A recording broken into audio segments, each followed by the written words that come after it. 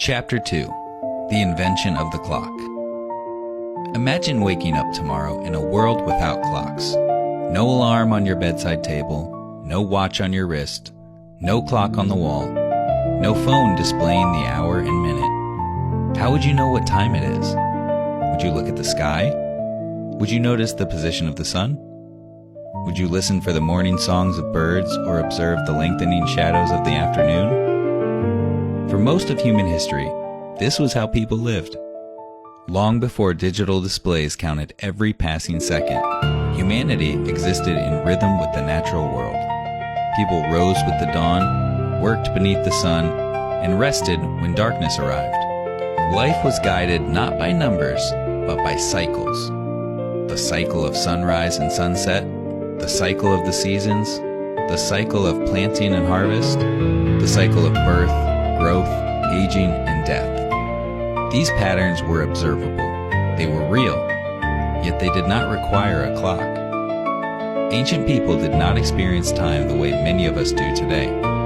They experienced change. A farmer did not ask whether it was precisely 7:03 in the morning. He asked whether the sun had risen high enough to begin his work. The traveler did not calculate an arrival time down to the minute. They watched the sky, the weather, and the landscape around them. Life moved according to nature's pace. But human beings have always sought order. As civilizations grew larger and more complex, people needed ways to coordinate activities. Communities wanted to know when to gather, when to celebrate, when to plant crops, and when to prepare for seasonal changes. The earliest calendars emerged from careful observation of the heavens. Ancient cultures watched the moon move through its phases. They tracked the changing position of the stars. They observed the return of solstices and equinoxes. These observations allowed them to predict seasonal changes and organize communal life. Yet even then, they were not measuring time itself. They were measuring movement. The movement of celestial bodies, the movement of shadows, the movement of the earth through cycles of light and darkness. Could it be that what we call time has always been our attempt to describe movement? This question may seem simple, but it carries profound implications. Consider a sundial. A sundial does not measure time directly. It measures the movement of a shadow created by the sun. An hourglass does not measure time itself. It measures the movement of grains of sand.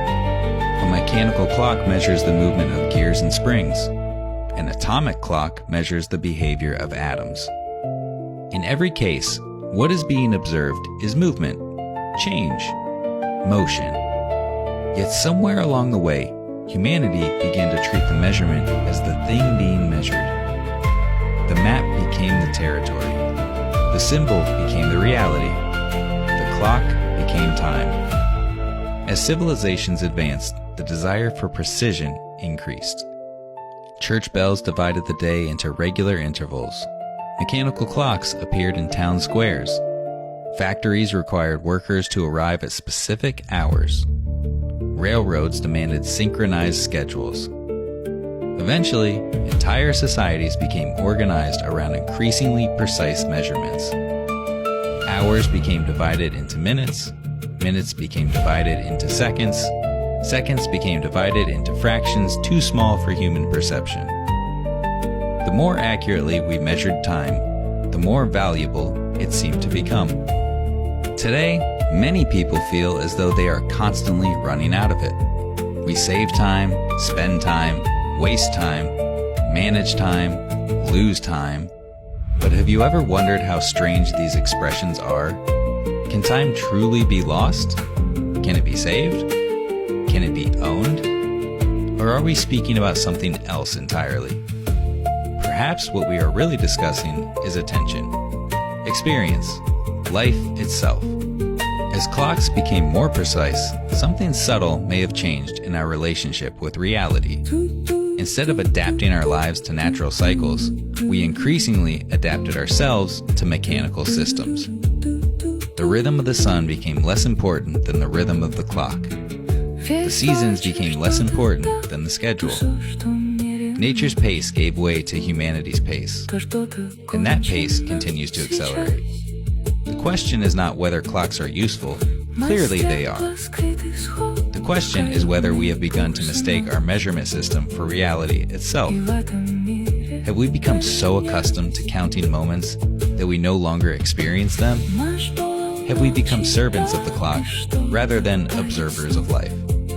And if our ancestors once lived by the movement of the earth, the sun, and the stars, what might they think of a world where millions of people check the time dozens of times each day?